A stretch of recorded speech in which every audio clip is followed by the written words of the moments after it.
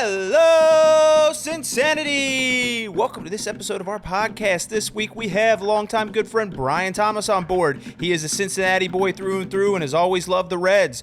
With it being midseason in the MLB, what we are doing this week is our Midseason Awards for the Cincinnati Reds players, on top of a few little golden nuggets that we've got coming right at you. So how about that, Redlegs fans? What do you say we get this thing started? I just sold out to the perfect condition. Coming alive. Whoa. Heat of the night. Whoa. Now is the time. Whoa. Don't try to hide. Cause I'm gonna harm you like an animal. Have with us this evening Brian Thomas, who is a longtime Reds fan. And as I've known him over the past 40 years, seems to be in touch with Reds baseball as much as anybody I know. And he's really good at kung fu fighting. That's my younger days. Oh, you've matured since then. Yes, I think so. I don't know, dude, because we went to Keeneland in the fall, and I remember walking into the entrance gate. We're all standing in line. I look over to the right, and I see Brian Thomas just sliding up through the line in the crowd, just talking to people. Hey, what's up, dude? What's up? Yep. What's up? Of course, he was the first one through the gate. In fact, I got a video of it. I got a video of you sliding up there, drinking your beer, just talking to the person on your left, talking to the person on your right. That's not kung fu fighting, though. So that's just, That's Brian Thomas. He's like a chameleon. just being a, smooth operator. I think he's wearing the glasses because he thinks it makes him look more mature. Yeah. But I got a question before we get started, Thomas. Mm-hmm. I just had come across my phone. It's beyond time served for conflicted MLB to lift Pete Rose ban. Open path to Hall bid. Where do you weigh in on that? I would say since they have now aligned themselves with the gambling apps, I'm not sure what the official MLB one is, if they're DraftKings or FanDuel, but they're pretty much in bed with the gamblers. I think he's paid his penance. You think he's served his time? I think he served his time. He's 84 years old now. I think he just turned. So are you telling me that if you were standing just outside Great American Ballpark, you might be able to see a sports book somewhere? I believe there's one inside the ballpark, if I'm not mistaken. Well, did you see one in Chicago, Clayton, when we were? Yeah, because I took a video of it and I sent it to Berman. Oh, so we can have sports books in baseball stadiums. Yeah. We can have Shohei Ohtani throw his interpreter under the bus. Right. Like we all know that he didn't bet on baseball. Yeah, I believe that one. You now have gambling inside your ballparks, and yet he's an issue. I think that's a good way to put it. I never even thought about that. Like, if they're aligning with betting and putting that in the games, why shouldn't Pete get his crack at the Hall? And if you're going to give it to the guy, at least give it to him while he's alive, because you know what's going to happen. He'll pass away, and then they'll be like, oh, okay, we'll let him into the Hall of Fame. Like, let him get the enjoyment out of it, man. All right, I got one more question for you before we get started on the Midseason Awards, Thomas. All right. I have one question for you before we get started, but you go ahead. I believe in one of your texts yesterday that you made the statement that the youth should not be an excuse for lack of fundamentals, especially the defense. Well, no, they should have a pretty good handle on that before they get to the major leagues. Definitely in the minor league system, and you should have a consistent approach top down from AAA down to rookie ball on what your approach is going to be. If you want to be uber aggressive on the bases, which they seem to be now with the rule changes that came into place last year, you're going to make again the physical errors, but the just the blunders they make, the pick. How many times are they getting picked off first base? That's one that gets me the most. Well, I would say that the other thing that concerns me is you say that physical errors are going to happen, but I see Ellie make some of the most phenomenal plays athletically, turn around and just make a blunder out of an easy play.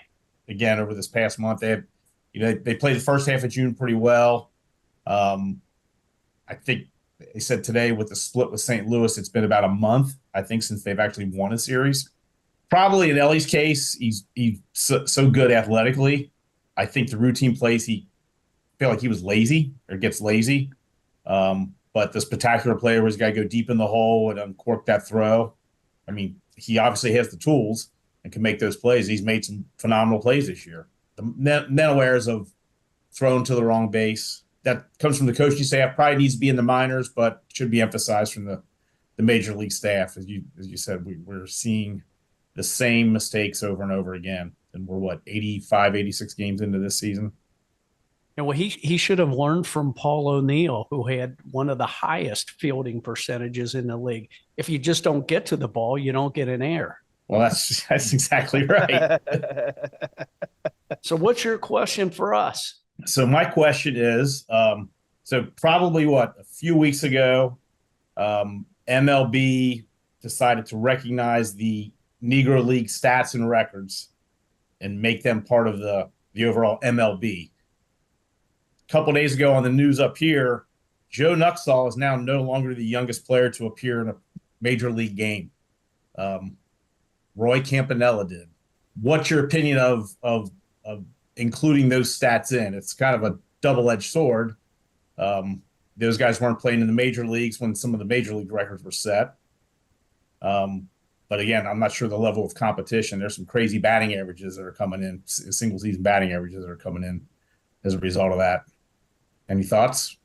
Yeah, I think it's a challenge both ways. As you said, it's a double-edged sword from the perspective that, they were professionals. I don't know how many teams there were in their league versus the traditional Major League Baseball at that time. Mm-hmm.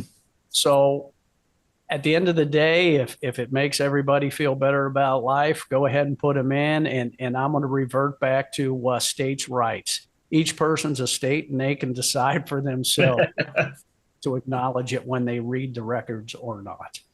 Well, here you go. Prime example. Before that, who has the most hits? Is it Pete Rose or is it Ichiro?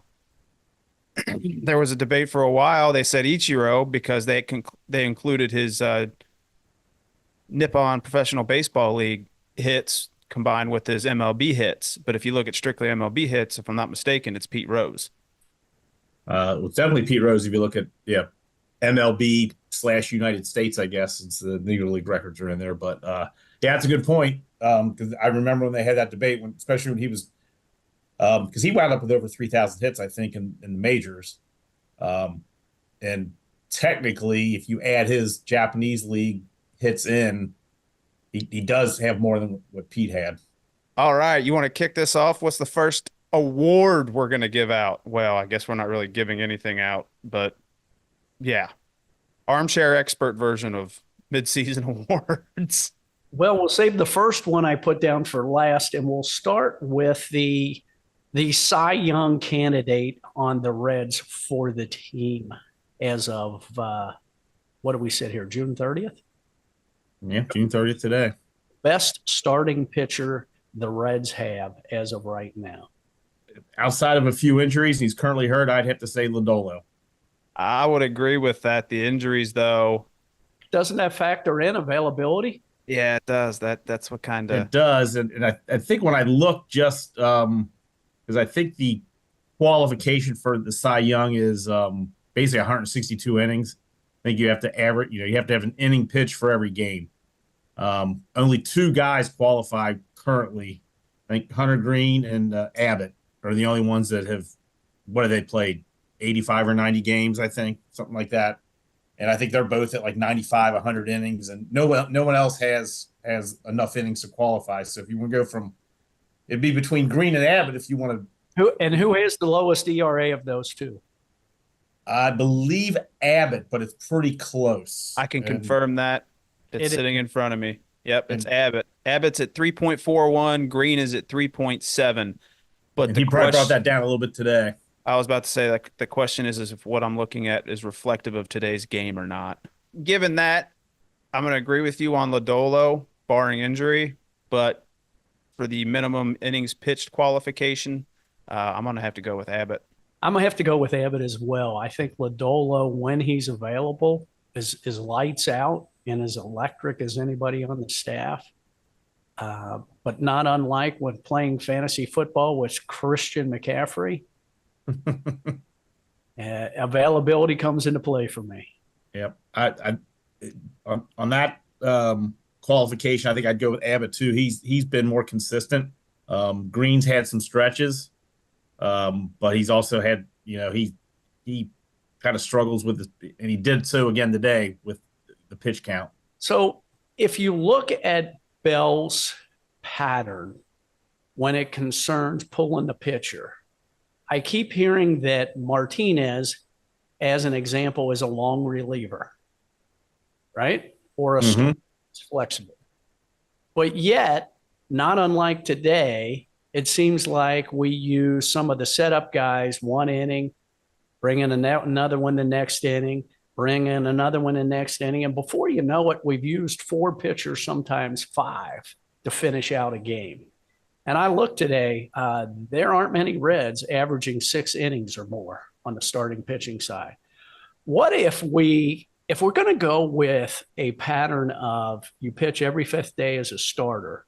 What if we just took 2 guys, take Martinez, and when Lodolo comes back, we have 6 starters on the team. Pick your guy. And Martinez and that guy pitches 2 to 3 innings twice a week, thereby reducing the usage of your setup pitchers. And then when we get to the end of the season, like last year, 2023, maybe we're not saying, hey, our relievers are tired. Yeah, that's an interesting point. Balancing that pitching staff it's tough. Yeah, but I think if you actually use your long reliever as a long reliever, and he came in, I think, for 1 inning the other night, shit the bed, and we lose the game. And it was tied. They bring him in the 8th, and next thing you know, we lose. Why not let him be a long reliever like he's supposed to be? Yeah. And then put one other guy there, and then you can minimize the wear and tear on the rest of the bullpen. Lord knows they need help with that. The rate we're going with injuries, position players and pitchers. Sweet baby Jane. Sticking with the pitching staff, who would you say has been the fireman of this staff as far as relievers go? That was probably the toughest question, I would say. Well, hold on. What's your definition of fireman? It's best reliever, the guy you want to shut down a team in a critical situation. I think in that case, it's probably Cruz. Nope. You think it's Cruz? Sam Maul. Well, then the injury factor comes into play. Wasn't that was only one little stint at the beginning of the season. Oh, that was it? Yep. Okay. Yeah, he actually, and he did that today, and then Cruz came in and promptly gave up a hit, I think. So I think, correct me if I'm wrong, I don't know which way it is, but when Cruz comes in, it's like he's lights out when he inherits runners, but he struggles when he comes in to start an inning and it's a fresh inning. It's one of the two, but like he does better in one of the situations versus the other. I think he's been better with the inherited runners now. Now today, I think he came in and I think it was a little flare. I was listening on the radio, so I didn't see it, but he did give up a hit, but I think it was kind of a little flare, kind of a cheap hit. Have you heard his backstory? Bits and pieces. I know he's 33, 34 years old, and really last year was his first significant time. He was a position player. Oh, okay. I guess he got drummed out at one point, and he was going to work a regular job or thinking about it, and he said, "You know what? I'm gonna give it one more shot. I'm gonna come back as a pitcher," and he learned how to throw that split finger, and that's when it all clicked for him. So you got to give him credit for having the heart to stick with it. I don't know, but he has some filthy pitches. So does Maul, and I've seen this up close in person. Maul's got some filth too. I mean, some of those pitches he throws. So, John, who's your fireman? I would say at this point in time, I would have to go with Sam Maul. All right, well, moving on to the next question. Yeah. Considering the fact that the Reds' offense is kind of like icy hot, they'll score 12 runs one day and get 2 hits, and that's it the next day. Who's your Silver Slugger Award? Overall, I would give it to Ellie De La Cruz. Just well, I mean, in comparison to the rest of the team, he's what, second to Candelario in homers. Uh, Batting average isn't great. Strikeouts obviously are terrible. But he's got the doubles to triples. He's got the highest, I think, OPS. I'm not sure if he still has the highest slugging or not. But from that standpoint of he kind of makes the offense go when he has those games where he has, a couple hits or a couple walks and a hit and gets on base. He's got the 40 steals now. That was where I was leaning. Nobody on this team's going to challenge for a real Silver Slugger award in the majors this year, but among the team, that was my choice. So wait a minute, are you a home run guy? You buy into that theory? Let's get some home run bats in the lineup. Not necessarily. One of your later questions is just make contact. I mean, they are horrible at making contact. And there is one of my biggest issues with the team. I am a pitch for contact and swing for contact kind of guy. Yep. Batting average, if you're going on the contact theory, I don't see how you can't give this guy the Silver Slugger Award at this point, given his performance the last few weeks to a month, would be Jonathan India, who has been absolutely on fire at the plate. I'd give him the Silver Slugger for June. Yeah. Before that, it wasn't good. If you're going to give him the Silver Slugger for June, how long has it been that Candyman's been hitting? Because I can tell you, he was sucking like a drain for the first month and a half or 2 months. Mm-hmm. Who wasn't? Fair enough. But to your point, who's got the higher batting average now? India or the Candyman? India by 30 points. I will say this. You pick anyone you want, but if Steer is not the answer by the end of this season, the Reds will not be in the playoffs. I 100% agree with that. Yep. Write that down. He hits the ball hard, man. His average doesn't reflect his performance at the plate, to be honest with you. Yeah, he's hit the ball hard at some people. Stevenson's in the same boat. He's batting 240, but he's in the same boat. He's not striking out a ton. You got a candidate for the Golden Glove Award there, Thomas? Was a tough one. I wrote two names down. I wrote Friedel down, but he's been out so much, so you got the injury bug. And then I said Stevenson. I think he's done a pretty good job behind the plate. Oh, there was an answer I wasn't expecting. All right, so you said Friedel's out, so you took him out on the qualification status, which may hamper what I'm about to say, but I'm going to go with Stu. Fairchild's robbed a lot of home runs, buddy. I'm going to make another statement. If Steer needs to be the answer for the Silver Slugger Award for the Reds to be successful by the end of the season, I'm going to say TJ Friedel needs to be the answer for the Golden Glove Award if they're going to make a serious run, because he makes that defense go out there in the outfield. Well, that requires him to quit having bad luck with injuries. Guy can't catch a break. No pun intended. Yeah. So what you did there, Sparky. Yeah, that wasn't intentional, honestly. Even a blind squirrel finds a nut every once in a while. That's right. Well, I guess we've talked about this already, talking about offense and defense. Who's the most improved? I think if we're going from last year to this year, I think Stevenson. I knew that's what you're going to say. Yeah. Who's got the most room to improve on the team? Will Benson. And this is one I looked up to. He's got the highest strikeout percentage. He's at like 39.5% of his plate appearances he strikes out. Next closest guy, and there's a bunch of them in this range, is at 35%. So he's 4 percentage points ahead on the strikeout rate versus the next worst guy in the majors. I like that answer. Yeah, I'm going to go with Benson. So who on this team, I think this is an obvious answer, but who on this team has the highest baseball IQ? Oh, I know what your answer is. It's probably the same as mine. This is a no-brainer for me. I think Spencer Steer. Yep. Ding, ding, ding, ding, ding. Well, that was a quick one. Yeah. That was the first consensus, wasn't it? Yeah, it was. You got the next one, Sparky? What Reds are deserving of an all-star experience? Let me guess. Thomas is going to say Ellie. Major League Baseball wants him there. Well, obviously they want him there because he puts butts in the seats. Yep.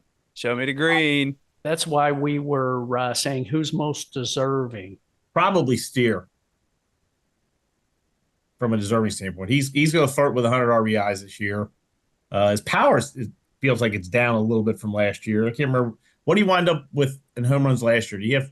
Oh, look. Right now, he's got 10 home runs and 51 RBIs. Last year, he had 23 home runs and 86 RBIs. So he's right on track. Yeah. But look, you say his power's down with the home runs, but the way I look at it is if you watch him play, I mean, he had a little bit of a slump there where he was striking out more, which is uncharacteristic of him. Again, we go back to the baseball IQ and him protecting the plate. That's part of baseball IQ. But when he hits the ball, he's tagging it.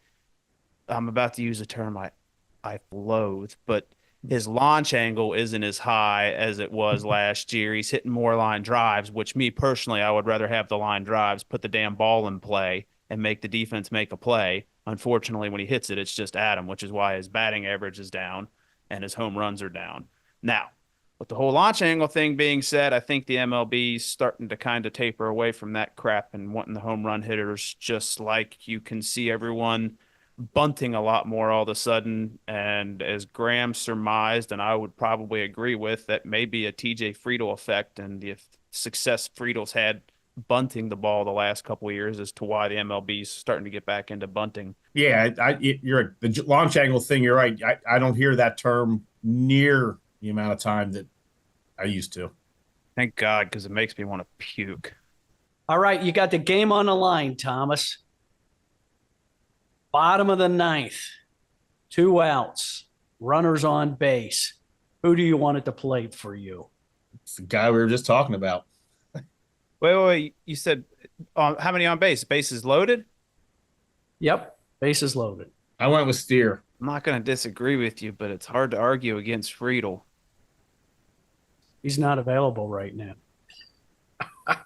Yeah, I mean that's kind of why I left Friedel out.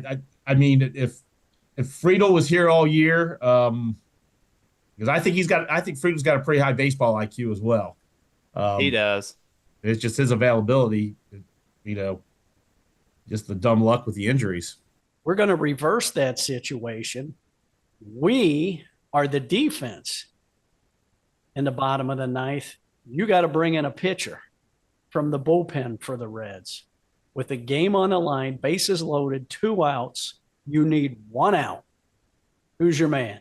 I mean, last year I would have said Diaz, but I don't know what Kool-Aid him and his brother drank together this offseason, but neither of them are as hot as they were last year. So I'm going to have to go with the person I mentioned earlier, which is Sam Moll. And I would say I'd lean towards Cruz. Just he has done well with inherited runners. Again, I have, for some reason or other, I just have not seen Moll pitch a lot this year. I don't know why.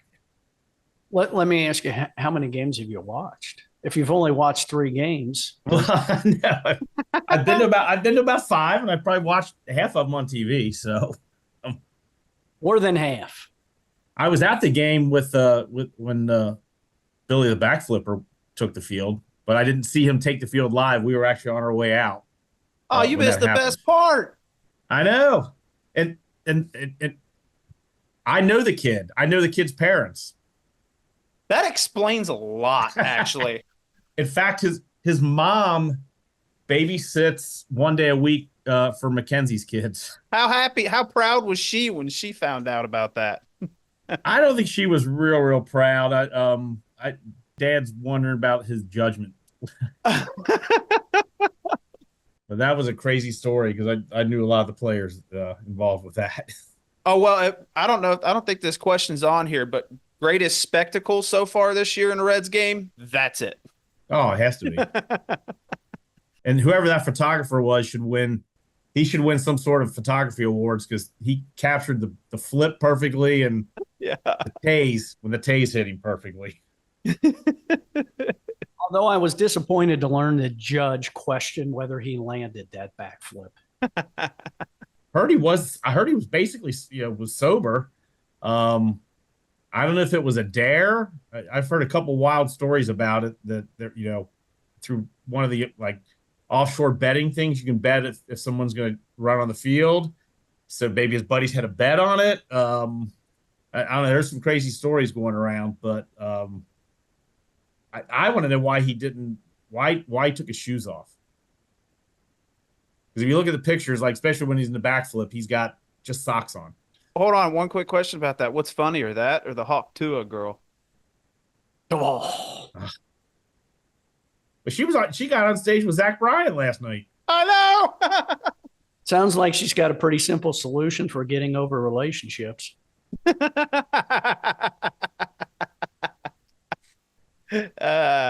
You said I have a parking lot. Oh man. All right. One game playoff. Back to the topics at hand.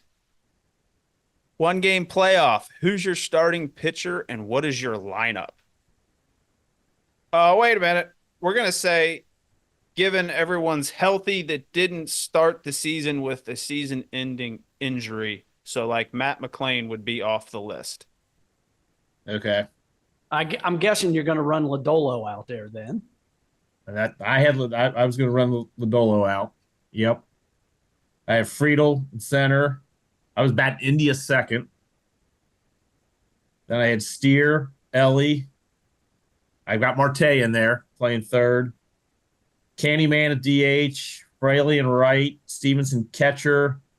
And I was torn with my ninth place guy, which was going to be my left fielder. Because I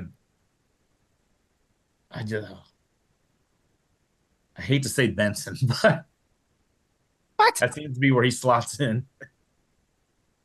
And in left field? Left field, left field. I had him in left. I had Fraley in right, Friedel in center.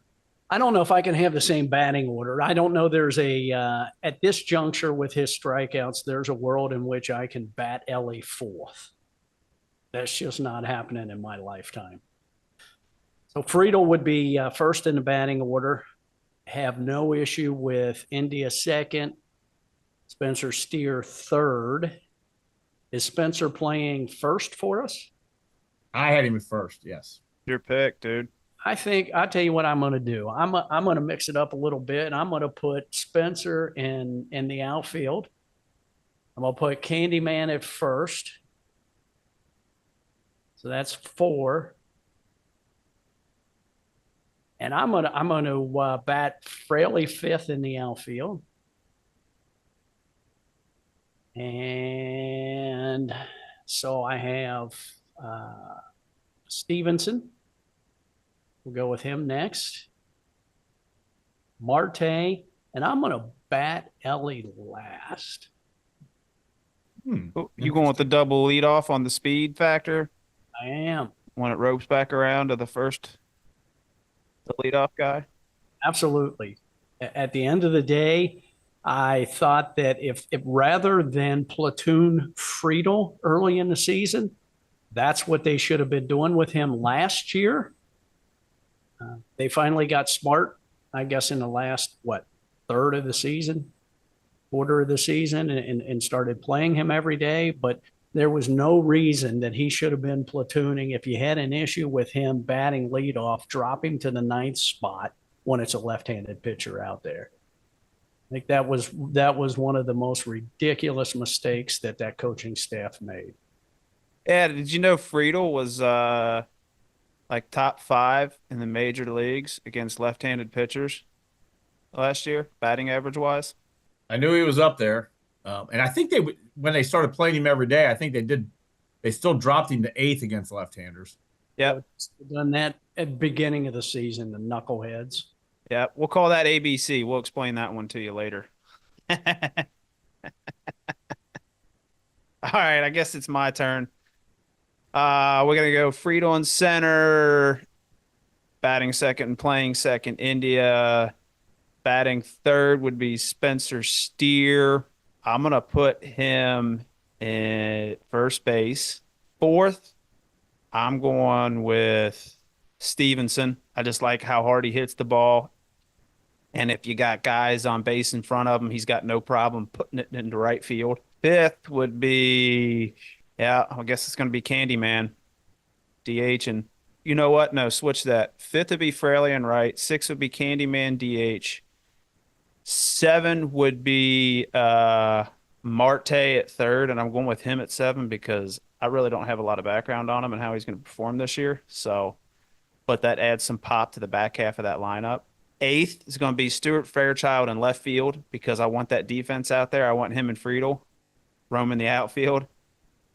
And then ninth, I'm going to go with the double leadoff, Elliott short. Who's your pitcher? If he's healthy, the way he's pitching this year, it's going to have to be Dolo.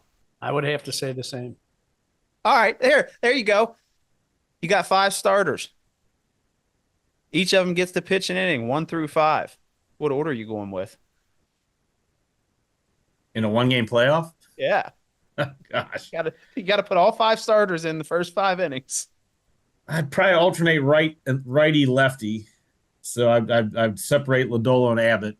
That's what I was thinking. Second and fourth. Probably Green first. I guess we throw Montas in there in the third. We haven't really said much about him. He's is he hurt currently, or is he's not pitching well? He's pitching all right. It just hears much about him. This game he threw really well. Yeah, and probably Graham pitching the fifth. He's a grinder. He's got to get some outs. I'm gonna go with Graham in the first because his fastball moves so much, and these guys are coming cold off the bench to start the game. Then I'm gonna go with Abbott in the second because he can play that chess match with you. You got Graham's heat, then you dial it down to Abbott. Then I'm gonna go Hunter Green in the third, so you're dialing the heat back up. You're going to another high heat guy. Then in the fourth, I'm going to go with Dolo as the lefty. He's kind of mid-range as far as the heat on his fastball, and then Montas in the fifth. I'm going to have to start with Lodolo, and then I'm going to have to bring in Montas and put him between Lodolo and Abbott in case things go south. Abbott can stop the bleeding in the third. He's my pivotal pitcher because I think he's the closest to a pitcher that we have. And then to close it out, I'm going to go with Hunter and then the Bulldog, Ashcraft. But I will ask you, Thomas, if you were starting a major league franchise and you got to pluck one player off of the Reds roster, pitcher, position player, take your pick, who would you take? I think for pure potential, I would take Ellie if I'm starting a team. Sky's the limit with where he can go. If you surround him then you can surround him with the other guys. Close second would be Steer for the baseball IQ and just all around flexibility, versatility that he has. Change it up. I'll do a position player and then I'll do a pitcher. That way it's even Stevens on that side of things. Position player, I'm going to go with Friedel because he's the jack of all trades and he is the definition of a catalyst. I'm sure it's right there in Webster's dictionary, right next to the word catalyst. And you got the defense, you got the bunting, you got the heart and hustle, everything. And then the second one, yeah, everyone's going to say it's biased. I'm going to go with Ashcraft simply because I'm going to call this like hockey. You got to have an enforcer on the team. Now, unlike hockey, we're not throwing punches, but you got to have someone that's willing to go in there and whoop some ass. Someone that's got the bulldog mentality. To me, it's all more about the mental and the setting an example. As long as your performance is halfway there, I want the mental side of things and the example you set to the rest of the clubhouse if I'm picking one guy to start a franchise with. I'm going to have to go with Friedel if I'm taking a position player. However, if I'm taking a pitcher, I am going with Abbott. I think there's a lot of options there. Certainly, Ashcraft makes a lot of sense. I think Lodolo, not unlike Friedel, if he could stay healthy, would make a lot of sense. But Abbott relies more on, how shall I say, pitching IQ and less on a fastball. And I think that to me, speaks to longevity. All right, Thomas, when is the Benson experience going to end? So I'd say the Benson experiment ends when hopefully Friedel is back on a more permanent basis. I like Fraley. I don't understand why he doesn't get more playing time. I mean, he's Amen. he's kind of has that bulldog mentality, and he's had a couple lapses defensively, but he's not one that seems like he gives you a good at bat every time he's up there. Makes contact, he doesn't seem to strike out a lot. I'll agree with you on Fraley. He gives you some real quality at bats. He understands the zone. On that note, we're talking about when the Benson experience is going to end. What do the Reds need to do to make the playoffs? As you said earlier today, more offensively consistent. What was your nickname for the new nickname for the offense? Icy Hot. Icy Hot. Okay. Tell me that's not the perfect nickname. That's the truth of that offense. What they have, I think they had only 2 hits today. And then they're like dropping 9 runs the next day. It's like, why don't you guys spread it out a little bit, man? It feels like they've wasted a lot of good pitching. The only problem you're going to run into, though, boys, if they're going to make the playoffs, they got to figure something out about burning through these relievers left and right, because it's the same thing that happened last year, and they get to the back third of the season, and they're in contention to get a wild card spot, and you can't find a reliever that can perform well because their arms are hanging down to the ground.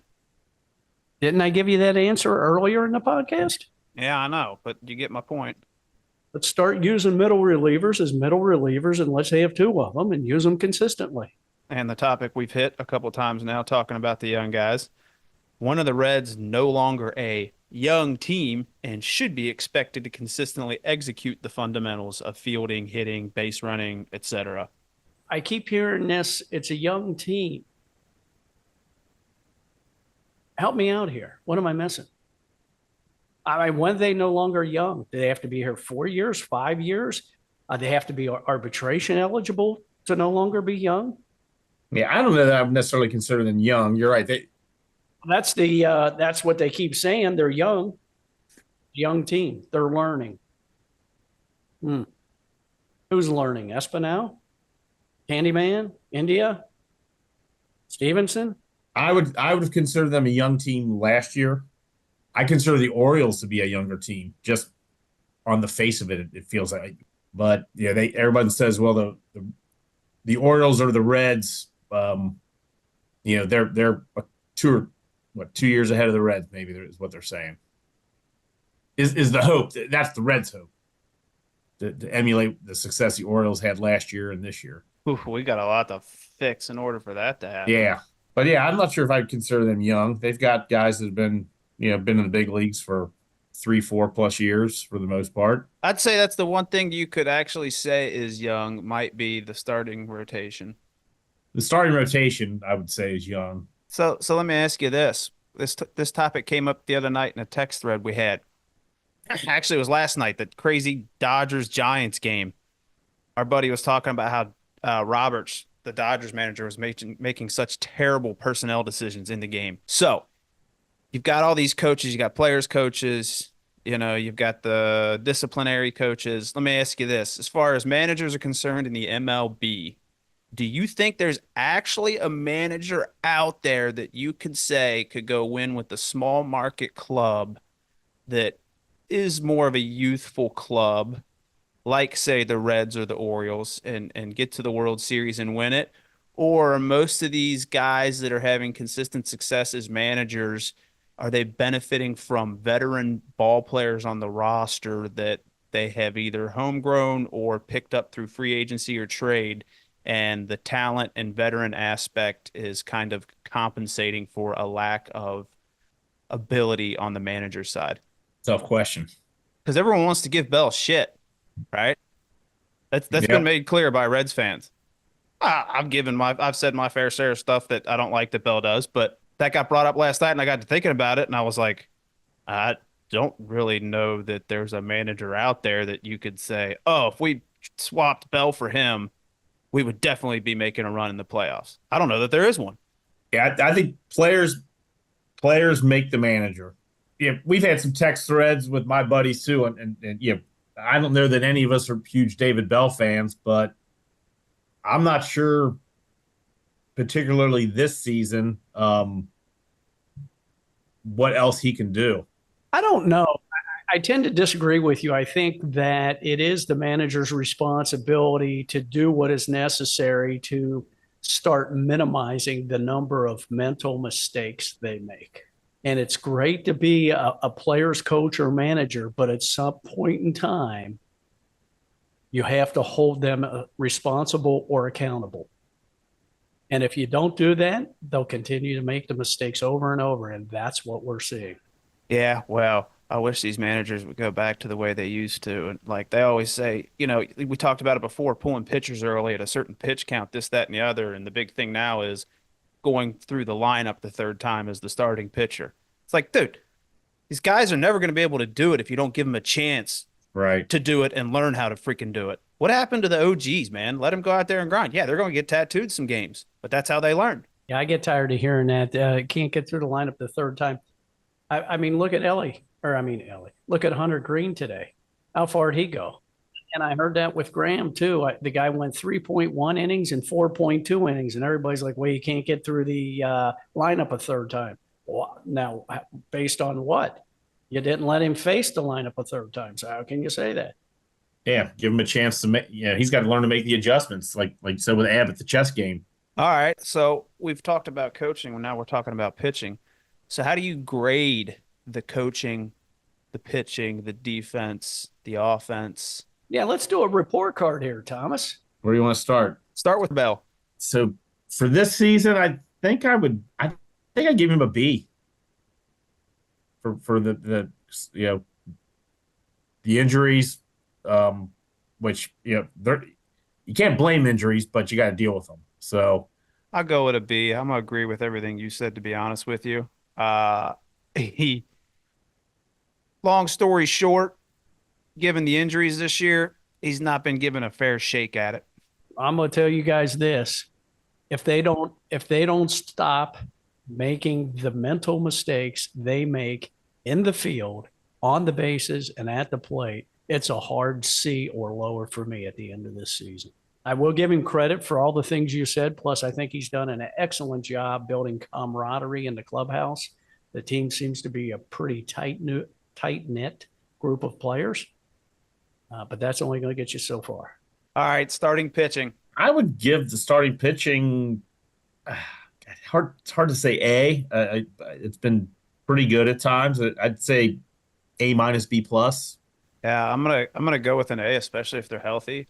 Now, I would say that for me, the starting pitching, I mean, they have 5 or 6 guys that have done a really good job. I think that as starting pitching goes, they've been pretty consistent. As you said, I mean, the law of large numbers means that from time to time somebody's going to have a bad game. That's just going to happen. I watched it happen yesterday to the Dodgers. Agreed. All right. I'll start us off on the next one because it's easy. I like easy answers. Offense. It's sitting at a pretty good, C to D range due to lack of consistency. I mean, there's been some flat stretches. I'd agree with that. Yeah, they're not higher than a C. I mean, the icy hot, or I responded to your text said seesaw. I mean, I don't know if that's average, but this St. Louis series, I think, was a microcosm of the season. They're shut out twice. They throw up 11 in one game and 9 in the other game. I would have to agree with the two of you. I would give them a C. I don't think I'd go any lower. I don't think I'd go any higher. Look, they've had some challenges. It doesn't help you when McLean's not here, when Friedel's hurt. I get all that. They need to cut down on their strikeouts, and they need to start swinging for contact. And I believe, again, referring to the broadcast today, it's the Cowboy was talking about the fact if you come in swinging for the fence every time, you're going to strike out more often than not. All right, last one. Defense. I can't go higher than a C on defense and maybe a C minus. So I'm going to agree with the C, but I'm just going to sum this up. What I'm hearing is you take all these categories and you average them out. We're saying the Reds are sitting about a C right now, which would be average. I would say they're average. I mean, the record kind of indicates that. I would say that the performance of the team is average overall compared to their peer group, but factoring in all of the obstacles they've had to overcome with injuries or suspensions, they've done as well as you could expect. I'll agree with that. Yep, that's a good point. Hate to harp on it, but it would be, I think they could possibly be above average today if they would just minimize the mental errors. Fair point. Fair point. All right. We're going to do some off the cuff lightning round questions. I want to start with this. If you're Nick Kroll and or Bob Castellini at the trade deadline this year, are you a buyer, a seller, or staying put? I think I'm staying put. I will hold. Okay, I'm staying put too, but I can tell you if they do anything, here's what they're going to do. They're going to make some kind of minor small trade to make the fans happier a little bit, or attempt to make them happy, to make it look like they did something to increase their odds. That's my prediction on it. Now, they did that last year with Sam Maul, but that was actually a good ad, especially if you look at Maul's performance since he came over last year. Yeah, and they needed to get a left-hander last year. Yeah. All right, number 2. You're the backflip kid. Are you landing the face dive after the taser more gracefully or less gracefully than he did? Oh, I'm dropping like a sack of potatoes. Yeah, I think he let loose with his bowels when the taser hit him too. At least that's what I'd heard. And he spent the night in jail in those clothes because he still had the Johnny Bench jersey on the when he was arraigned. I think it all gets settled sometime here in July. But did you see what Johnny Bench did with the picture when the taser's hitting him? Oh, he said, "To Cincinnati's finest, great catch," signed to Johnny Bench, because he was wearing a Johnny Bench jersey. That's awesome. All right, ladies and gentlemen, boys and girls, thank you for tuning in this week. Next week, we got Kevin Berman back on board, and we're going to talk about compensation as it relates to all of pro sports, not just baseball. It's going to be a fun conversation, so we will see you next week. Whatever, over and out.